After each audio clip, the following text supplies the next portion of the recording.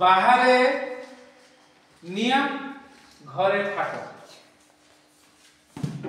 बाहरे अग्नि आ घरे फाट आज शीर्षक हस मार फे बाहरे निया घरे फाट लुक 12 पर्व तार 49 रु 53 पद एटा मु कहूनी आज्ञा प्रभु जीशु कहले कौन कहले मु पृथ्वी रे अग्नि निक्षेप करबा को आछि बाहर आ ताहा जदि प्रज्वलित हलानी ताले मोर आ कोन बांछा घरे फाट काई कहली 52 पदरे लिखा जाउछि कारण अद्यावधि गोटे गृह रे 5 जन थिले 2 जन को विरुद्ध रे 3 जन को विरुद्ध रे 2 जन विभिन्न है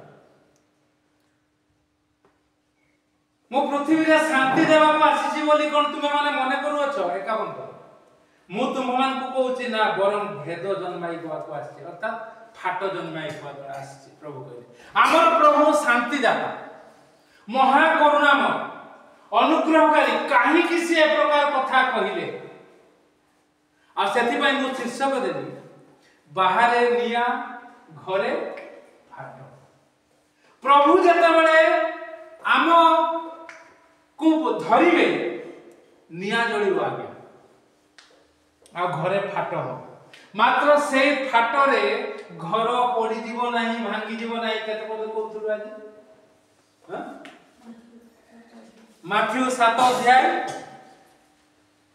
रे लिखा जाउची 24-25 पद मूल दुआ काहा परे अछि पत्थर ऊपर अर्थात यीशु रूप पत्थर ऊपर मात्र यीशु को जतबे धरे घरे फाट होबो मात्र से फाट समय रे हम आपण यीशु को संग रे थिबे आ घर को जोड़ी देबे घर भांगिबो नै ये होची नियारा विषय आउ बाहरे अग्नि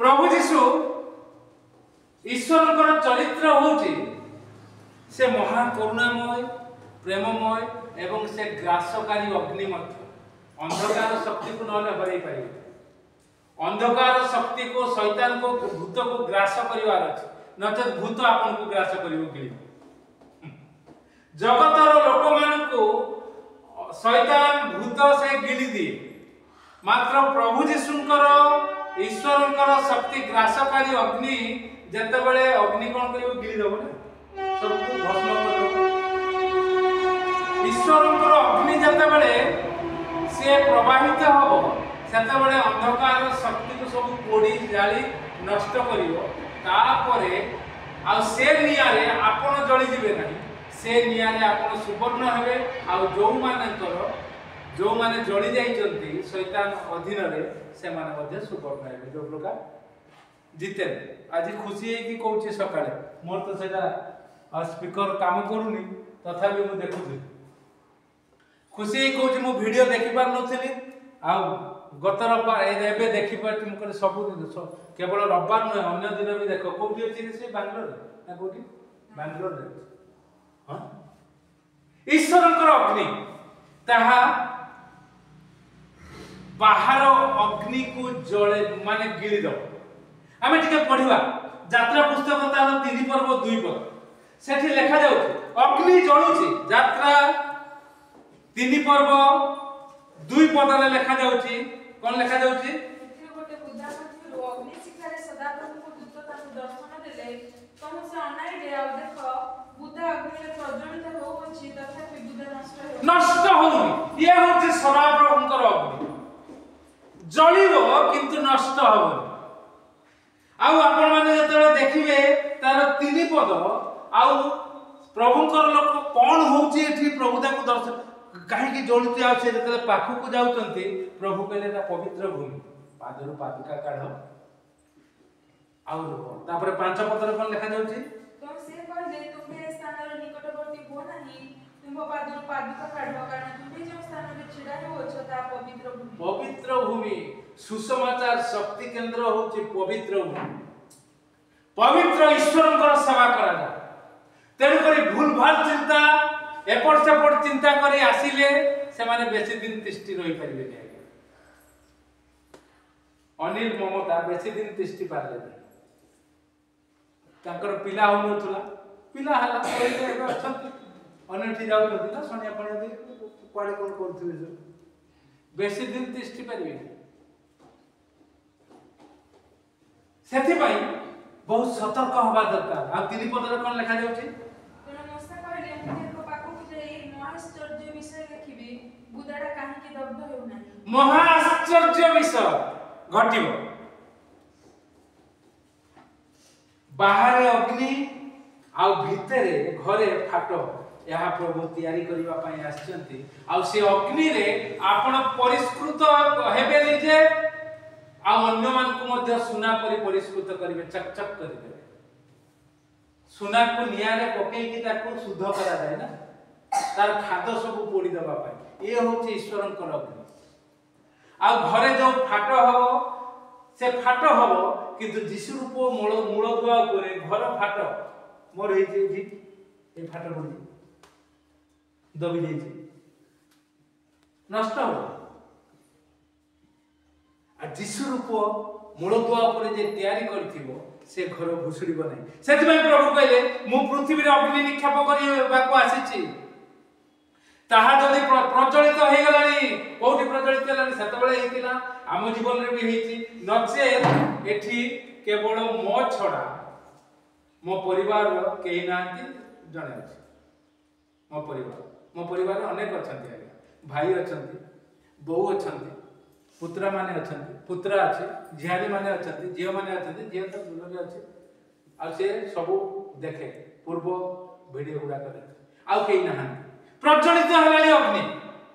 मात्र मते एक बाप्तिस्म रे बाप्तिजित हेबा को हबो, आ ता समाप्त न होबा पर्यंत मु किपरि निष्पीडित होउची। प्रभु को मु निष्पीडित होउची कि प्रकार देखुछ तो एक बाप्तिस्म रे बाप्तिस्म होबा को ईश्वर को सहित मनुष्य मानकर संपर्क जोड़ी देबा पाई ए प्रकार विषय होबा को हो।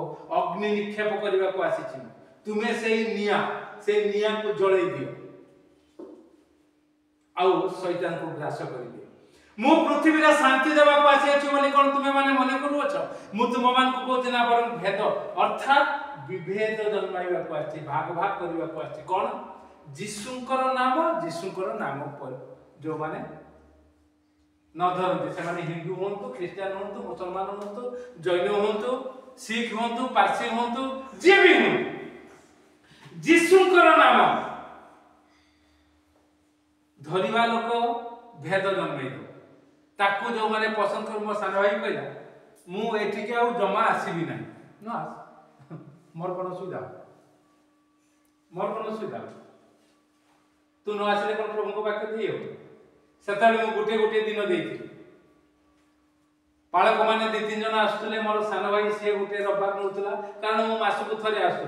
आउ तापरे देखिली ये समस्त चितपटा मु काहे कि निजे आछे आज्ञा एथि आवश्यकता नहीं का प्रभु जदि साथी रे भेद आ जो माने आसुथले बंद कले से माने खालटा रे मान नथले पैसा देउथले।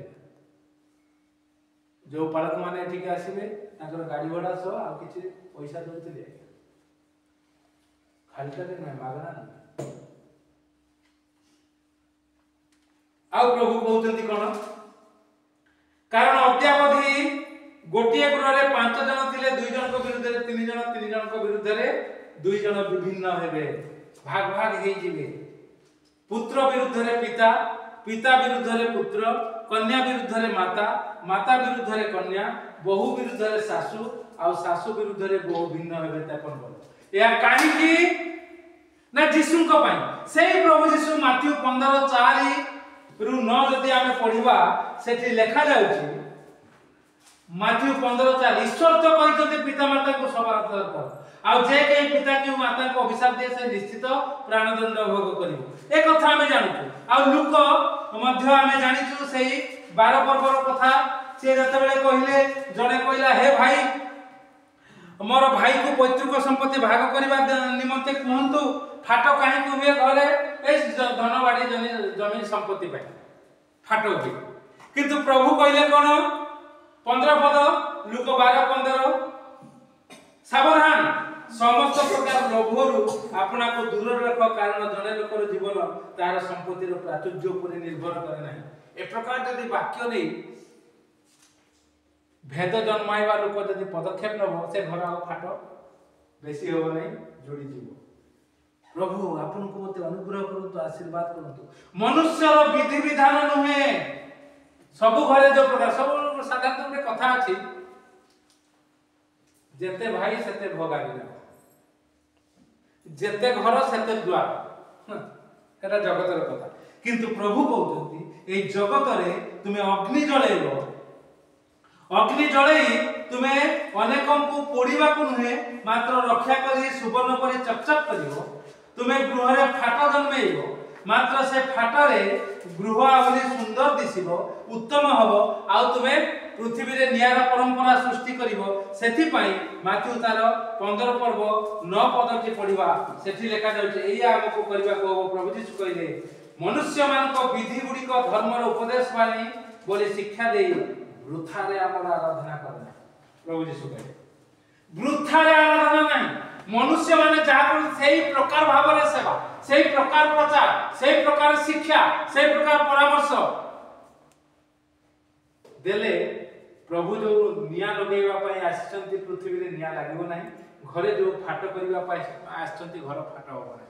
मात्र तुमे जदि विधि विधान छाडी मनुष्य मानकर परंपरागत विधि विधान छाडी तुमे जदि पदक्षेप नबो ताहले निया जळिबो से निया रे केही पडिबे नाही भस्मीभूत हेबे। सासु बहु बापा पुओ झियो मा विरोध हेबे से विरोध समान को नष्ट करिवो नाही मात्र मूल दुआ प्रभु यीशु को ऊपर अछि सुंदर घरटे तयारी हो। प्रभु आपन को मते अनुग्रह आशीर्वाद करंतु। आसु बाहरे निया प्रभु लगेले आमे भी बाहरे निया लगो आ घरे फाट प्रभु तयारी करे आमे भी घर फाट तयारी करे अनेकों को प्रभु को निमंते आगो आगो बढ़ाई दो। प्रभु ए चिंता रे आशीर्वाद करंतु। आमे